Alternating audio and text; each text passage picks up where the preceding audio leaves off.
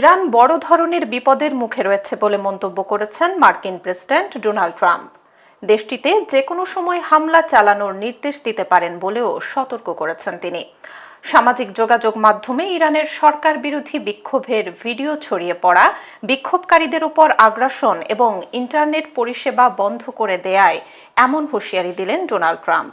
বিস্তারিত দেখুন রিপোর্টে।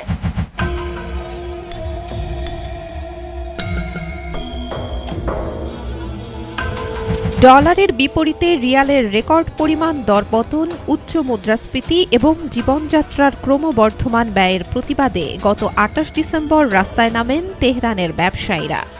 এরপর তা রূপ নেয় গণবিক্ষোভে। তেহরানের বাইরে কারাজ, ইস্পাহান, সিরাজ, কেরমানশাহ সহ দেশের বিভিন্ন শহরে ছড়িয়ে পড়ে আন্দোলন। অংশ নেয় বিভিন্ন বিশ্ববিদ্যালয়ের শিক্ষার্থীরা।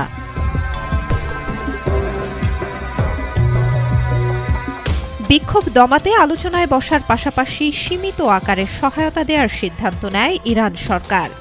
সহায়তার অংশ হিসেবে প্রতি পরিবারকে মাসিক প্রায় $7 দেওয়ার কথা বলা হয়। এরপরেও থামেনি বিক্ষোভ।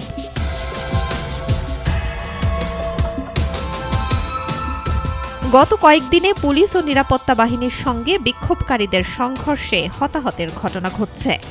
এরই মধ্যে নতুন করে ইরানে হামলার হুঁশিয়ারি দিলেন মার্কিন প্রেসিডেন্ট ডোনাল্ড ট্রাম্প।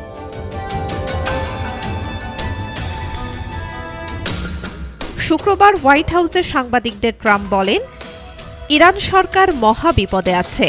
বিক্ষোভকারীরা অনেক শহরের নিয়ন্ত্রণ নিয়েছে, যা কয়েক সপ্তাহ আগে কেউ চিন্তা করেনি। তিনি আরও বলেন, যদি আগের মতো বিক্ষোভকারীদের হত্যা করা হয় তবে যুক্তরাষ্ট্র হস্তক্ষেপ করবে। এর অর্থ এই নয় যে মার্কিন সেনারা ইরানে যাবে। এর অর্থ হলো সেখানে খুবই কঠোর হামলা চালানো হবে, যেখানে হামলা চালালে দেশটি সবচেয়ে বেশি আঘাত পায়।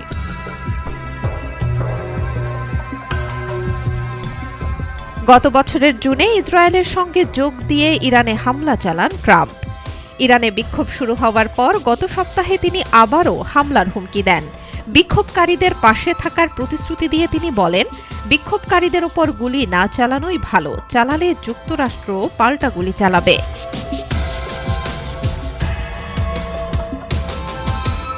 মানবাধিকার সংস্থা HRAN এর তথ্য অনুযায়ী ইরানে বিক্ষোভে এখন পর্যন্ত নিহত অন্তত 62 জন।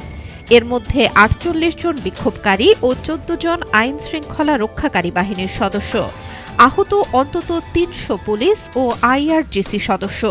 আটক করা হয়েছে 1200-র বেশি বিক্ষোভকারীকে। Desk report, B News 24।